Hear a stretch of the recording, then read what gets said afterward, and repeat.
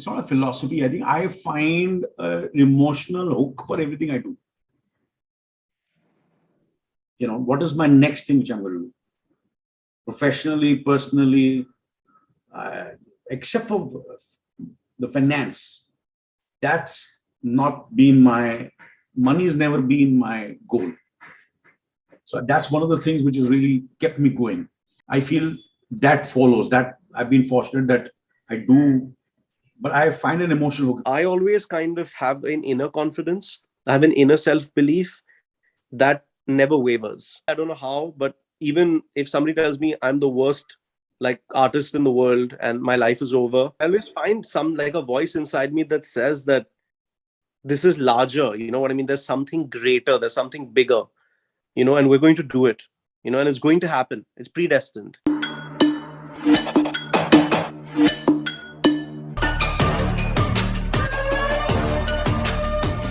Hi, I'm Shoma Chaudhury. Thanks for watching Enquiry. In a week dominated by stories of political and economic collapse in Sri Lanka, spiraling inflation in India, a review of sedition laws, and a polarizing agenda around historic monuments, we have a conversation that probes something calmer, more personal. Actors Anil Kapoor and his son Harsh Kapoor recently released a film called Thar on Netflix. Shot like a gritty noir western, it attempts to create a new language on India's cinematic landscape. Anil, of course, has enjoyed tremendous success and stardom in mainstream cinema, including in Slumdog Millionaire, which won an Oscar.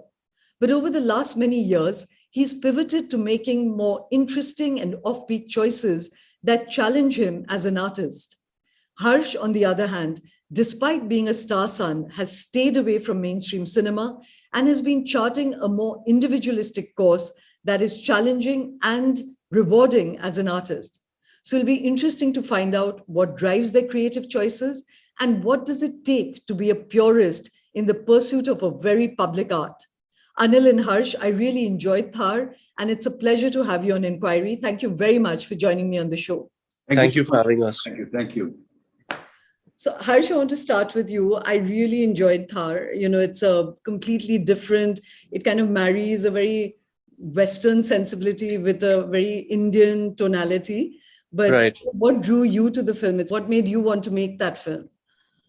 Just a very good writing, opportunity to put a very new kind of film on celluloid with a very interesting visual tone, great atmospherics, a really interesting mood. So I kind of just saw it as something that people hadn't seen before, something that would kind of stand true as a very unique piece of work. And like you said, that would not only resonate with Indian audiences, but also Western audiences, while keeping the Indian element in the story alive. And I think we've managed to be able to do that, so it's a great feeling. That landscape is so new, so different. How did you guys find that? Was that something either the director or you or anyone in the crew knew about, or was that sheer serendipity? Raj has been born and raised in that part of the world. So he's very familiar with that territory and had been to a lot of these places before. And what I wanted to do is give him access to a cinematographer that has a really new way of looking at things. Because, you can put multiple people in the same place, but it's honestly about one's perspective of how you see it makes it stand out. And, I think maybe after this film, other people will kind of go back and shoot in those same places. But I think it's the way that it's kind of been captured is what really makes it interesting. And obviously the landscape is beautiful as well, but you need a really unique kind of set of eyes to be able to transfer that onto the screen in an exciting way that hasn't been seen before. Yeah. Anil, just to draw you in, you can have any script under the world. So when this came to you, what intrigued you about it? What attracted you to the script, and what do you think about Harsh what about him interests you as an artist? I was in Austria and I read the script and immediately I said, I like it. first, and I read it in one go, and that's what it is. And then, of course, then Harsh went about trying to, he and Raj Singh Chaudhury, the director, they went about trying to pitch the film to the producers at studios and whatever they had to. So I was not part of it. And then one day, of course, then they came to me that they want to, want me to act in this film also. So I said, why me? And I can just pick up the phone and, why this, me as a father and, I didn't want to get attached to this film. I said, I just wanted them to be, make it on their own. And then I said, I'll just pick up the phone. I had a few friends who could do this role very well. And I felt they were also good choices, but they insisted that I should be part of the film. And that's the way then okay, fine. I said, because I like the script. And, my role was like a kind of at that time, kind of it was a good role, but just kind of a cameo. And then we started, and then ultimately his agents pitched it to Netflix. And then Netflix came on board. And then Netflix asked me, are you attached to the film? I said, yeah. I said, I am doing the film. And that's what I got to it. Basically, it's been, Raj and Harsh who convinced me to do the film. And I said, let me be part of this young team. And it'll be good for me also to be part of it. Yeah. Earlier, Anil, when we were chatting, I was saying that it's amazing that your work has been maturing more and more in terms of pure craft. You've been a star for like 40 years, but you're picking fantastic scripts, your own performances are maturing. And it was interesting that you said that actually in many ways, Harsh has been shaping your taste, so can you give me an indication of like what has he been, how has he become an influence in your life? Harsh has his instinct because he's done writing. He's from Chapman in LA, and he's done a course in acting. Yeah, I'm going to ask him, Anil, but I just wanted to understand, and as I'm asking about the dialogue between you guys as artists, that what has Harsh introduced you to? See, I was not aware of Harsh's sensibilities, but it started with he wanting to go to LA and learn writing. So I was taken aback because there's no writer in my house. There's there's in the entire even my cousins or anybody, there are no writers. They're all actors. Even if you see my ancestry, yeah, in a way, even the to a certain extent, you can call my Kapoors, the famous Kapoors. There are no writers there. So I said, everybody is writers now. Our family also. I'm the first actor in the family. So why does he want to become a writer? So then, okay, fine. And then Slumdog was pitched to me, the script, and he said, you must do the film. So that was one of the incidents, which became a landmark film. And then I go again, when Zoya kept on coming to my house, and I was confused. That, shall I do Dil Dhadakne Do? So it was like a voice of conscience, a kind of a young voice telling me that you're not playing Priyanka's or Ranveer's father, but you're playing this character. So think this role as a character. So and I said, how much will you do all this running around trees? And it's about you do these little gray characters. I as a youngster would like to see you in that rather than see you doing the same thing. So obviously, these kind of conversations at home with Harsh really, really helped me make my choices, to be honest with you. Obviously, I have my own mind also. It's not that whatever he tells me I'm going to do, but somewhere it does help. Come to you, that what shaped your sort of cinematic taste? You grew up in a particular kind of cinema family, very absolutely in the thick of mainstream cinema. And your taste, all your choices have been driven by a very individualistic taste. Here, there's definitely a sense of the Coen brothers and Cormac McCarthy. Your earlier choices, Bhavesh Joshi, all of that have been very different. Spotlight. So what has been your sort of shaping influences? What is the kind of cinema you're drawn to? It's very hard to kind of answer that question. It's kind of a bit of a broad spectrum of things. I think what I really like is I like quieter films. So I don't like films that have loud, over the top characters that are over kind of bearing, or you know, extremely larger than life, unrealistic kind of characters that you can't really, you don't, I want to see real people, you know. I want to see people that are not obviously good or bad. I want to see people that are not always characters that you see and you're like, I know somebody, I know, like, you know what I mean? I like things when they're kind of peculiar and a bit unfamiliar, and very humane and real and understated and authentic, you know. And so I think even with Thar, I always knew what I was getting into. So if you look at Dad's character, there's the emotional relationship with the wife, there's the relationship with Satish, there's the relationship with the son, there's the fact that he's going to, you know, there's pressure on him from above to retire, and he's kind of not done anything of note. So these are all very relatable conflicts. They're all kind of a part of Indian society in a way.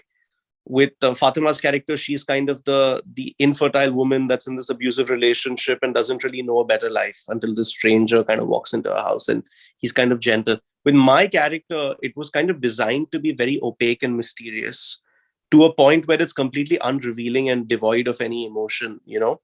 So it really, that was really exciting for me to give, to try and be able to kind of do that and still kind of hold people's attention. Because when you kind of go do a role like that, especially in a country like India, you're really opening yourself up to all sorts of opinions. And I watched a lot of like the Nicholas Winding Refn films like Drive and Only God Forgives with Ryan Gosling, and the show that he did Too Old to Die Young with Miles Teller. And I really like, I really was very excited by these men that you don't know anything about, and they kind of, they're like, they're like men with no names, you know, but you're so intrigued by their facial presence and their silences and their stillness that you can't help but watch, and you don't know what to make of it, but you're still watching. And I think that there was something very exciting and sexy about that, you know, and we don't really see that, you know. So I think that's kind of what it was about Thar, that was like, you know, this character is almost kind of, he complements the world, and so he is a certain way, and then everybody around him is kind of more filled with color, you know, but he's kind of colorless, you know, and he's kind of a bit of a cipher. And when I kind of see the way that the international press has reacted to the film, that kind of approach to the role has really paid off, you know, in a way, because I know the people that get it, they get it, and they really enjoy it for what it is, you know. And the idea is to kind of do something new, because especially with revenge thrillers, you know, you can get very stereotypical with the approach, you know, constantly being angry, being over the top, you know. So that's not kind of what excited me about it. And what excited me about it is that the fact that the narrative is kind of flipped on its head, where you don't know whether he's good or bad. Why is he doing this? You know what I mean? Who is this person? So it was kind of more those things, and that's kind of what I like to see in my movies. I like them to kind of, you know, it's not really about twists and turns. It's kind of more about how you get there, you know. So that's kind of, if I.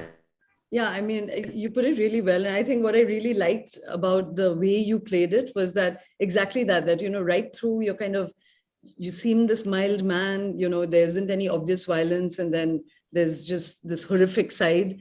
And then right at the end, I liked one scene in the climax when the reveal comes, in that scene of violence, there's suddenly a lot of pain in your eye, you know, like there's a kind of moment of surrender when that vulnerability of it all shows up, you know. So I that. And the strange thing was that the real cruelty, apart from all the obvious, really stark, you know, torture and cruelty, was the way you ended up dealing with the woman character. Almost sets you on par in a way with the guys who had been violent otherwise as well, you know. So it was very interesting, all those strands. Yeah, we ended up taking a very, very conscious choice to keep the whole thing very mysterious, just right until the end. with leaving kind of very, very, very, very subtle hints, like the scene where he goes to the hotel for the first time and sits on the bed and kind of is playing with the dial on his watch. Yeah, yeah. So it's kind of like he's stuck in time, Yeah. But he's also kind of just thinking about what has happened and what he's going to do, Yeah. So it's the kind of part, I think, as well, is on second viewing, it makes a lot of sense as well, because you know the reveal. And so when you know the reveal and you go back and look at certain scenes, there's a lot there actually, Yeah. No, and altogether, as I said, it's very new, it's very different. It's even for OTT platforms, there's a very new tonality to the film. So huge congratulations for that. Anil, I just wanted to come back to you. We've chatted earlier what it takes to be an actor. Highs are very obvious, but it's also a very arduous journey at all times. And you started out from a chawl. You once described yourself as the poor clan of the Kapoors. So how is that sort of relationship with yourself changed over time? What created self-belief in the beginning, and how has your relationship with yourself as an artist changed now? I've been very fortunate that way, that from the time I came to my senses, I just wanted to be an actor. So it was like a horse with the blinkers on. I was not confused. So I just pursued the dream and I became an actor. Earlier, obviously, I just wanted work. I just wanted a job. I just wanted to be an actor. Never really dreamt that I would become a star. So it was just getting one job, another job. Obviously, I never got leading man jobs. I got bit roles in the indie film industry, and then so all of a sudden I got a job as a leading man in a Telugu film, then in a Kannada film, and then I started getting little recognition over here. But of course, I had to Canvas compromise. was not there. Yeah, I know I had to compromise, and I had to. I needed to get married, have a home. So obviously, I tried my best to remain as pure, as truthful as possible to the art and do the kind of films I believed in. But then ultimately, I succumbed to pressure, and I started doing films which I didn't believe in.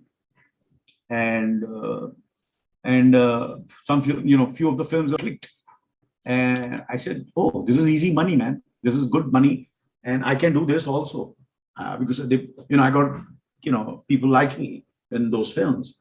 And then I started balancing it, doing films which I believed in, which was like Ishwar or a Parinda or a Virasat or a Lame, 1942, a love story, not as pure as what Harsh is talking about. But obviously, there were all those filmmakers also, in a way, were slightly not 100% sure that like a Mrinal Sen or a Satyajit Ray. They were really purist, in their scheme of. I've not worked with them, but this is what I believe they were.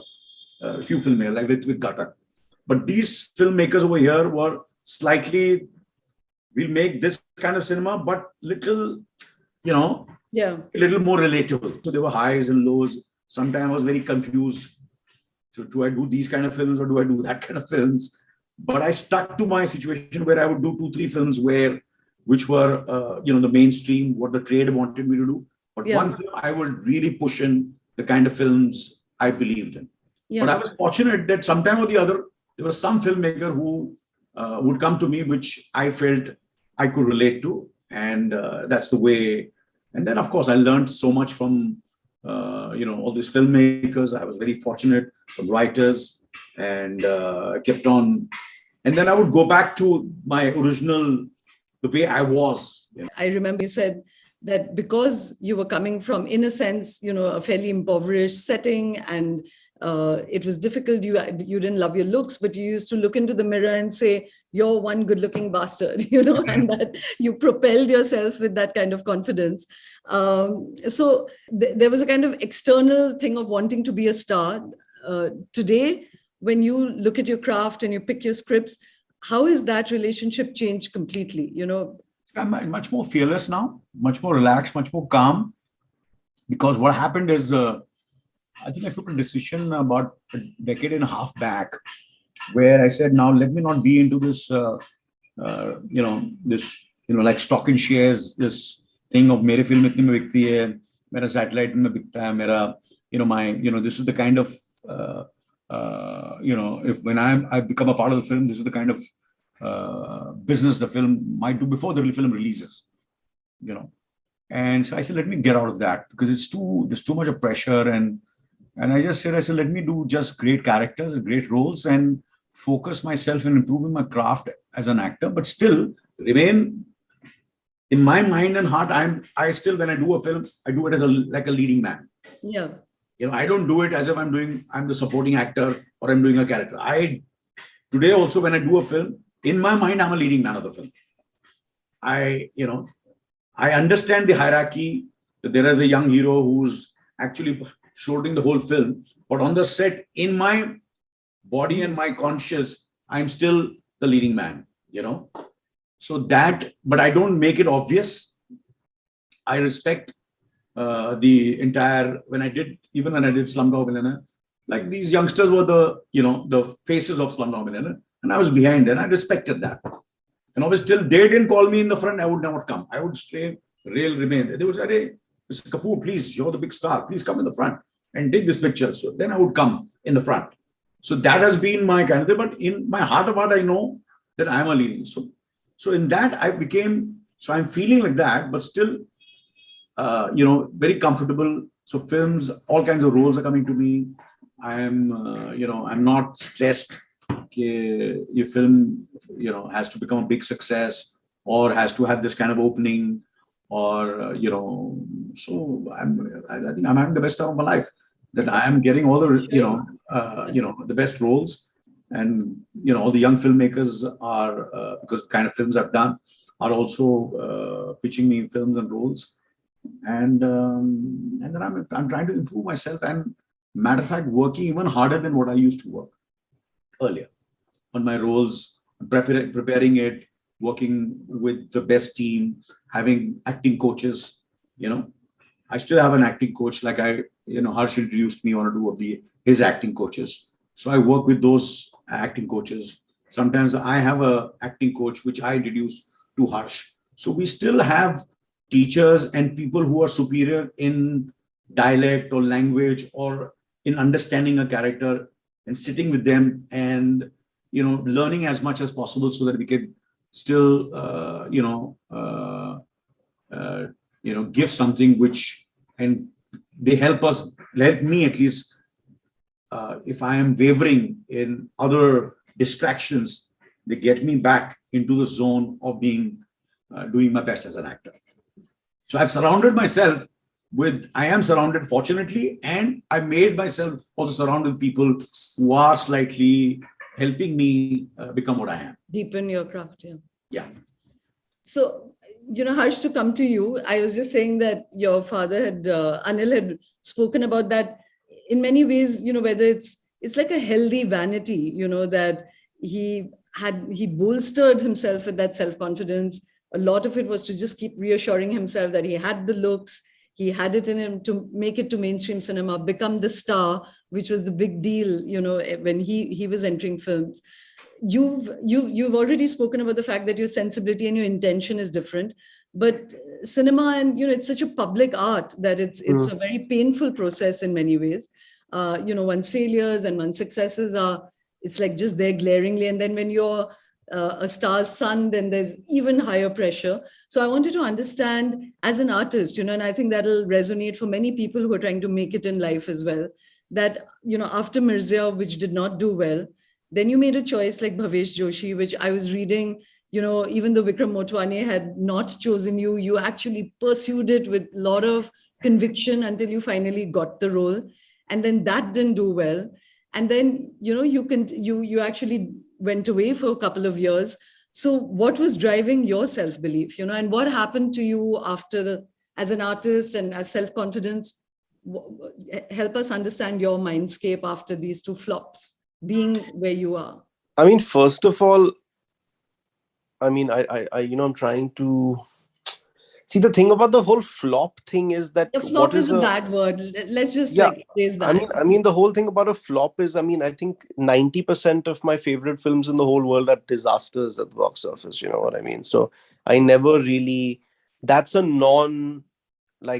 factor for me. Non-parameter, yeah. It's really, for me, if people have a desire to consume something in the first 3 days, and the budget of the film is 10 crores and it makes 20 crores in the first 3 days, and the film is tagged as success, and it can be a terrible film that can be a complete no-show from Monday and nobody ever remembers ever. Fact of the matter is, Bhavesh Joshi did 2 crores at the box office and people are still talking about it 4 years from now, from when it released. And if you were to kind of equate the digital views, I mean, I think it would cross the box office collections of a lot of films. So I it's I think it's about the longevity of the work. It's about the recall value of the work. It's about what is the contribution that that film has made to pop culture. What is the amount of impact that it's had on the younger generation of young Indian citizens that are global citizens because of the internet, and they don't like Bollywood traditional, the old school Bollywood films. They want something new. So who is the person that they look up to for his or her film choices? So for me, that's success. For me, that's much more exciting than delivering a number at the box office and I walk into a party and everybody's nice to me that weekend. I think that that can't be a parameter for making a choice, a choice that you have to live with forever. So for me, if I were to kind of look back at Thar, Spotlight, AK versus AK, Bhavesh Joshi, and Mirzya, I think Mirzya, to a certain extent, we didn't quite achieve what we set out to. And the film, in my opinion, cohesively didn't quite fully come together. But even in that, even with Mirzya, it's got incredible music. It's fantastically shot. The ambition of the film is so large. You never see young actors from lineage try and do something like that at the get-go. It's phenomenally reviewed by the international press. But okay, I admit that the film quite didn't land, and it was a very expensive film, and my first film and Mr. Mehra's film. So I hold my hands up. But ever since Bhavesh Joshi, I wouldn't change anything about much about any of those films. I think Bhavesh Joshi, yes, probably shouldn't have released in cinemas, probably should have been a digital film like Thar.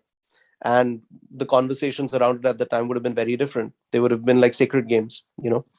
Um, and I think AK versus AK, the role that I did, a smaller role, but the film was a huge success. People loved my part in the film. Yeah. With Spotlight, Spotlight was Ray, yeah, with the anthology was nominated for Best Film at the Filmfare Awards. Our film was, reviewed really, really well. I was, so I look at Bhavesh, AK versus AK, Ray, and now Thar as very successful films in a way, in terms of also the courage to go out there and do it, the fact that we did it, the fact that it's resonated with people, the fact that it's left an impact, and also the fact that people look at those films as unique and different and authentic. Yeah. So after Bhavesh didn't do well, obviously, kind of I was actually trying to do Thar because that was the film that I was offered before Bhavesh kind of came out. And a lot of people wouldn't do it, obviously, because at the time the whole OTT thing hadn't happened, and people were like, this Bhavesh hasn't done well at the box office, and we were still very much living in the time of an actor's judged by the box office collections of his last film. Now obviously the whole world has changed in the last 4 years. But I remember even sitting down with my dad and mom and having conversations even before the whole Netflix thing happened. And I told them at the time that this is my calling. Like, I'm going to do films for these platforms, and this is going to change everything. And at the time they were kind of a bit, like, they were a bit kind of, they weren't sure, but I knew that this is because ultimately we had to kind of progress to a time where you it's very shallow, I think, to kind of just judge in artistic endeavors quality by how many people are interested in kind of going and buying a ticket for it. So you can still have a terrible day and think that the world is against you and nothing is going to happen, but given the opportunity, that you're capable of something. You know what I mean? So I always find some, like, a voice inside me that says that this is larger. You know what I mean? There's something greater, there's something bigger, and we're going to do it, and it's going to happen. It's predestined. And so you have to chase it. You have to chase, and it just honestly comes from a very pure place of loving a certain kind of movie and kind of wanting to give people a new experience. Because I am that viewer at the end of the day. I am that consumer that is bored of the same old thing. And so I'm in a place where I have the opportunity to a certain extent to give people something new. And so if I don't do that, then I'm a hypocrite, then I'm a contradiction. And I don't want to live the rest of my life being a hypocrite and a contradiction. So I'll go out there and keep doing films like Mirzya Bhavesh, AK versus AK, Spotlight, and Thar, and people will always say things and opinions will always be divided, but you'll never be able to argue with the work. You know what I mean? You'll never be able to kind of say that that was unoriginal or that was uninspiring, or maybe it was even a failure for some people, but you'll never be able to doubt the intention of it. And in the long run, you can't monetize that. You can't put a number to that. It just is, and I think if there's a repetition to that, something very interesting will be born that even I don't know yet, and Thar is a huge kind of manifestation of that belief, because those films were, I got lucky where these directors wanted to work with me and we aligned in terms of the kind of movie and the kind of characters, but this was very much pushed by me, so to kind of see it here today, and see the, a lot of the media and large sections of the media and more or less the entire really audience that's watched it say this is very reassuring, and so now I'm looking forward to the next 5 years and the next 10 years. And so, yeah. That was really well put. And there's that one line in Spotlight, which, it's not related to this, but it had me chuckling. I was just watching it this morning, where you say, you're in the hands of the great Indian tiger. The great Indian tiger, yeah. Like, yeah. Really fun sequence there. Yeah, that was a trip. Yeah. No, but it's you're right. The more and more people make space for this, it's going to open up so much more space for just storytelling, and a completely different approach to art. And we'll have more myriad stories than everybody just following the formula for the box office. So yeah. I think that way it's amazing that you're opening or sticking with that conviction, so. Thank you. Anil, I just wanted to pursue this strand. India is a country that absolutely lives and breathes cinema, but I think very rarely does one probe what a vulnerable art form it is, because there's so much riding on it, there's so much money, and of course, now a younger generation like Harsh is making it like more fearless in a way, because you're moving away from those parameters. But say like when he or Sonam declared that they wanted to be in the film industry, did you, were you fearful for them? Would you have liked to stop them? Especially this whole dynamic, in a country like India, it's unforgiving. If you are already a star and your kids want to get into it, then their success becomes even more spotlighted. People are going to be harsher. They're going to be watching it more. Were you worried as a parent? It's my dad who said, because he also had the same kind of, everybody has something which he takes from his parents, dad. So my dad says, you just, whatever makes you happy, you do. So my attitude with them is, what makes you happy? If money makes you happy, you make money. If you want to be, you have this artistic dream that makes you happy, kind of films you want to do, I'll back you for that. So what Sonam is concerned, where Riya is concerned, where Harsh is, I say, I will back whatever they want to, what makes them happy. So, that's what me and Sunita have always, like, obviously Sunita also keeps on saying, paise nahi milenge jo jis kisam ki tu film hai. The kind of films you want to do, there'll be no money. She keeps on teasing him. So I said, then he also teases. I said, don't worry, I'll take one of your paintings and sell them and make one of my independent films. so that humor is intact in the house. And, we just, I think, take every day as it comes. And fortunately, all of us have a certain kind of sense of humor. And, that's what, but so far everything has been fortunate, has gone well with all the 3 kids. All have making a mark for themselves. This point about wealth, Harsh, it's interesting that you've moved out of your dad's house. Anil was telling me earlier that he had a choice to live in a 7-star comfort, with 30 cars and a lot of staff. But you made a choice to move out. Is that, you were talking about hypocrisy. Is this in keeping with your thinking? Were you looking for artistic freedom? Or is it just like you're saying, I'm going to cut my coat according to my cloth, you know? No, I just needed my own space. I think my life is expanding. Want to be able to kind of live my life the way that I want to, and you only live once, and I just needed more space. I needed my own independence, want to be more responsible for myself. Just in terms of method acting, we'll come to an end soon, but through all your roles, you've really, I believe for Mirzia, you actually perfected horse riding and archery. You did martial arts for Bhavesh Joshi. This one didn't require that, but now you're going to do a biopic on Abhinav Bindra. It's a fascinating pick again, because it's such an intense role and intense relationship with that sport. What does it take out of you to do that? What's been the most challenging aspect of doing these roles? I think every role has a new challenge. I think Mirzia was very physical. Also, just kind of trying to embody those skills was very time consuming and required a lot of perseverance and dedication.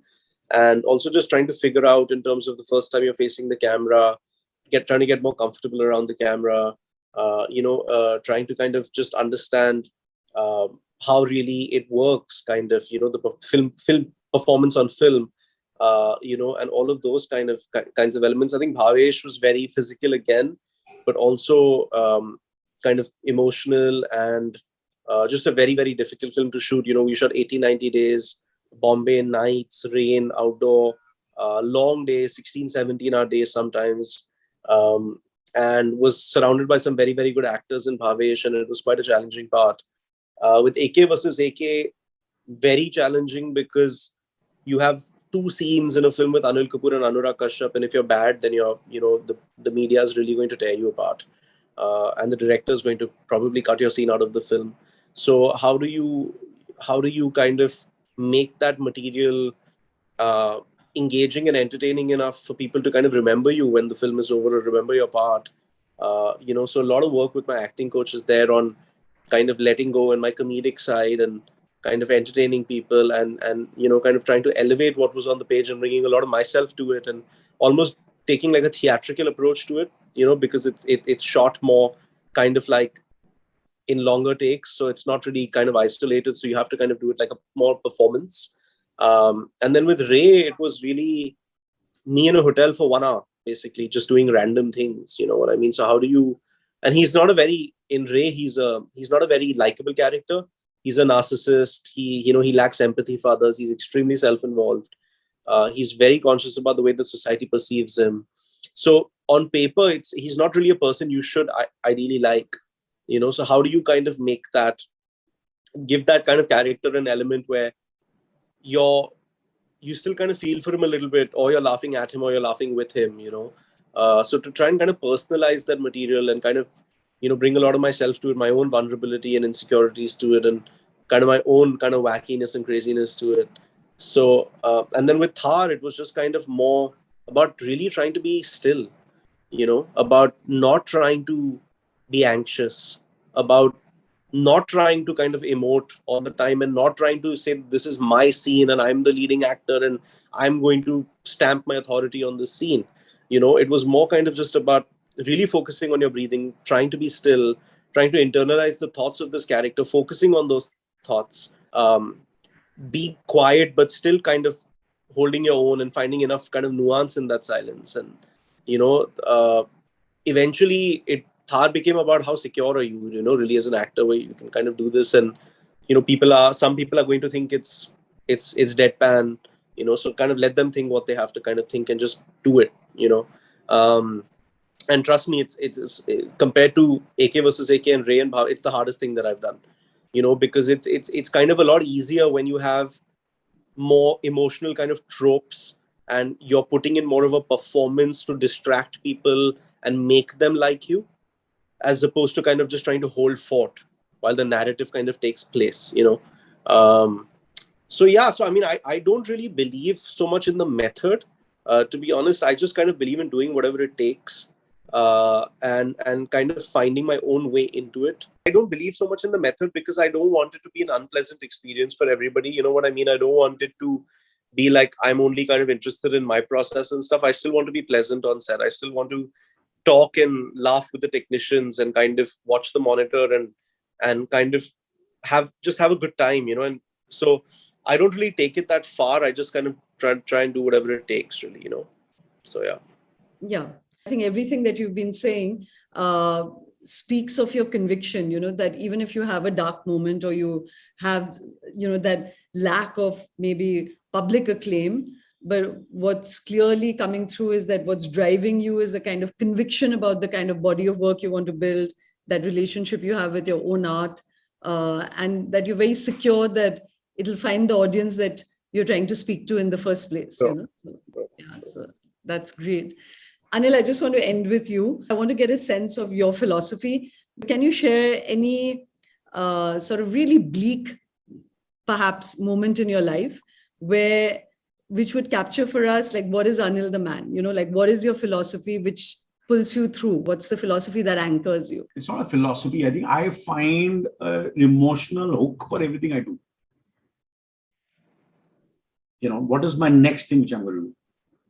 Professionally, personally, except for the finance, that's not been money has never been my goal. So that's one of the things which has really kept me going, because I don't pursue money, wealth. I feel that follows that. I've been fortunate that I do, but I find an emotional hook. If I do a film, like if I do Thar, I feel, okay, now I'm working with these youngsters. Now, how do I work on this film where I can make everybody happy? When I do something, like if there's a film I'm doing, if I'm doing Race 3, now, okay, Race 3 I'm doing, that's a film, which is a no-brainer. And I did that film. But my thing was, I need that money. Why I need the money, I'm not going to tell you, but I needed that money. I did for the money. So I'm clear. So whatever I take up, my intentions I should be very clear. So then I'm not disappointed. Okay, then I go back and see, I said, this was my intention for this film, or in this relationship, or my relationship with my wife, or personal friendship. I feel this is I should. You operate from clarity yourself. Clarity, And I have to be very, very honest. My conscience has to be clear, and I want to sleep well. So whatever I do, I don't want to do anything which will upset my sleep. So for me, whole day has to be, whatever decision I take, I'll not take any decision which will somewhere, whatever I speak, if I speak something wrong, if I hurt someone or upset someone, I'll immediately call that person and say sorry to him, because I want to sleep well. So that's the way I operate in my life. Sorry, I've made it a little longer. No. In fact, that was great. And I'm just going to press on that just one more, because I always think of, when you hear of anyone's journey, it always gives insights for others who are living and grappling with their own circumstances. So is there any incident in your life where you were really tempted to do something which would go against the grain of your own conviction? Like, right, as you said you did race for money, but the intention was clear. But give us where you genuinely had to take a call not to do something which is super tempting, the obvious choice, and you made another call based on whatever your own set of principles is.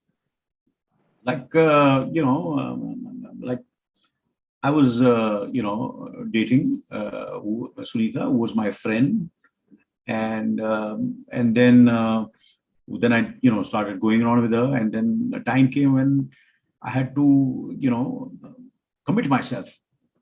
And at that moment, I was just 27 years old, and I had my career. I had too many distractions, too many things which were thrown at me, all kinds of things which would help my career or help. So at that moment, it felt that if I attach myself to this, that, whatever I do, or I remain a bachelor or remain kind of a thing, so it'll help my career. But so I just took the decision. I said, hell with my career, hell with my profession.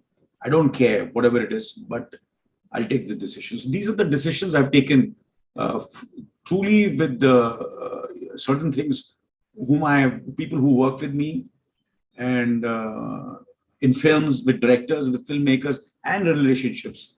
I'm very, true to that. If I've given a word, then I try my best to live up to that word. And if I've made the commitment. So if I lose anything also, it doesn't matter to me. But I have to, so I took the decision that I would get married to her, and I got married to her. And that was the best decision I took. So that is one example I can give you, which came immediately to my mind. Yeah. So at that moment, it looked as if it was harakiri, complete. It was a wrong decision from every angle. Especially in that zamana. Yeah. You had to be single to be the dream vision of other people, for other women. No, besides other things also. No, that's great. It has really been wonderful talking to both of you. There are many strands I want to keep exploring, but the one thing for me, the strand coming out of all this is that Thar speaks of conviction. It's that harsh landscape. It's, like you said, a really hard role to play because there's no flamboyance to that role. And it's very interesting, both of you in different ways. Everything that you've been speaking of speaks of immense conviction, of living from like close to the bone.